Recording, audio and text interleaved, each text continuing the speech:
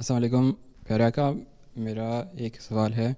ایک حدیث میں آتا ہے کہ جب تین بندے ایک غار میں بند ہو گئے تو ان تینوں نے اپنی اپنی اچھی نیکیاں جو ہیں خدا تعالیٰ کے سامنے پیش کی ہیں۔ اس میں سے ایک بندے نے یہ پیش کیا تھا کہ میں جب بھی میں گھر جاتا ہوں سب سے پہلے دودھ دھلا کے میں اپنے ماں باپ کے سامنے پیش کرتا ہوں۔ تو ایک دفعہ جب وہ لیٹ گھر پہنچا، اس کے ماں باپ سو گئے ہوئے تھے، ٹھیک ہے، والدہ تو سو گئی تھی اور والدہ وہ کھڑا رہا گلاس جی لے کے، اور صبح تک وہ کھڑا رہا، اور اس کے بعد جی اس نے اس کو پیش کیا تو اللہ کی خاطر کیا تھا میں نے۔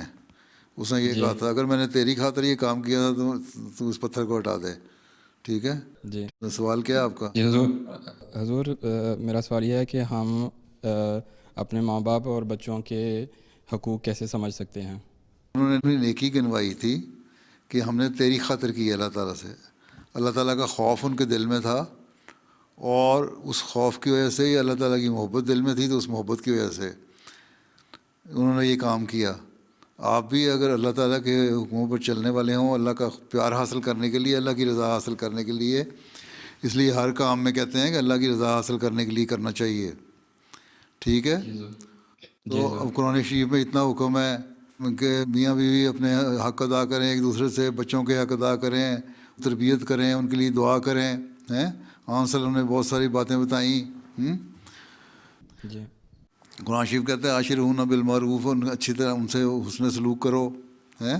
بیویوں سے لڑائیاں نہ کیا کریں، ان سے حسن سلوک کیا کریں، اس لیے کہ اللہ تعالیٰ کو راضی کرنا ہے۔ حدیث میں آیا نا، آن صلی اللہ نے فرمایا کہ اگر کوئی شخص اللہ کی رضا کی خاطر اپنی بیوی کے منہ میں لقمہ بھی ڈالتا ہے تو وہ اس کو بھی ثواب ملے گا اس کو، ہیں؟ صرف ذاتی پیار نہ ہو بلکہ اللہ کی رضا مطلوب ہو تو پھر سب کچھ ہوتا ہے۔ تو اگر ہر کام آپ کا اللہ کی رضا کے لیے ہو تو پھر ان کے حقوق جو ہیں وہ ادا کریں۔ ماں باپ کی ذمہ داری ہے بچوں کو سنبھالنا، ان کی تربیت کرنا، ان کے سامنے اپنا نیک نمونہ دینا۔ اب اگر قائد ہی 4 نمازیں پڑھ رہا ہو اور محتم جو ہے وہ 3 نمازیں پڑھ رہا ہو تو اس کے بعد بچوں کے سامنے کیا نمونہ پیش کرے گا کہ 5 نمازیں پڑھو، ٹھیک ہے؟ پھر دعا جی کیا حضور کرے گا؟ پھر پہلی جو بنیادی چیز ہے جو اللہ کا حق ادا کرنے کی، اللہ کی خاطر، وہی تو بنیادی عبادت ہے۔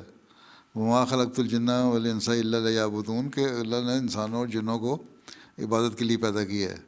تو وہی عبادت جب ہمارے عہدیدار نہیں کر رہے پوری طرح ادا، تو باقی حق کہاں سے ادا کرنے ہیں اللہ کی خاطر، ٹھیک ہے؟